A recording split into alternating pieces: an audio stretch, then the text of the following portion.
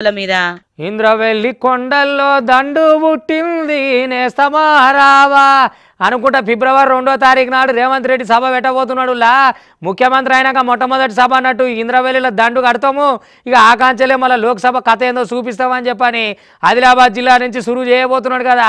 ఇక ఇప్పటికే అక్కడ పార్లమెంటుకు పోటీ చేసే గుత్తేదారులంతా ఇక ఒక తీరుకు వచ్చిపోతున్నారు అనుకో. రాదు రేవంత్ రెడ్డిని సార్ని కలవాలి, ఏదో టికెట్ ఇప్పించుకోవాలి, మళ్ళీ గెలిచి చూపించాలని ఆశావాహులంతా చాలా ఆశతో ఎదురు చూస్తున్నారు ఆదిలాబాద్ జిల్లాలో అంతా ఉమ్మడి.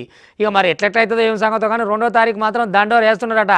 ఇంద్రవెల్లి కొండల నగారం మోగనుంది అంటున్నాడు కదా ముఖ్యమంత్రి. చూద్దాం రా ముచ్చటేందో. అగో సీఎం హోదాల రేవంత్ రెడ్డి సారు తొలి పర్యటన ఆదిలాబాద్ లో చేయబోతున్నాడు. ఫిబ్రవరి 2వ తారీఖు నాడు ఇంద్రవల్లి పర్యటనల భాగంగా భారీ బహిరంగ సభలో పాల్గొంటున్నాడు. ఇంకా రేవంత్ రెడ్డి సారు ఈ సభతోనే పార్లమెంటు ఎన్నికల సమరశంఖం పూరించబోతున్నాడు.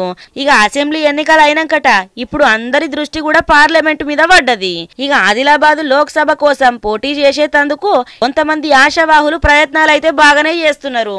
బీజేపీ నుంచి ప్రస్తుతం ఎంపీగా ఉన్న సోయం బాపురావుతో పాటు రాతోడు రమేష్ పేరు ప్రముఖంగా వినబడుతున్నది.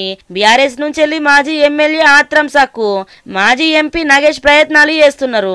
ఇక కాంగ్రెస్ నుంచి ఖానాపూర్ మాజీ ఎమ్మెల్యే రేఖా నాయక్, ఆమె భర్త శ్యామ్ నాయకులు టికెట్ కోసం పోటీ పడుతున్నారు.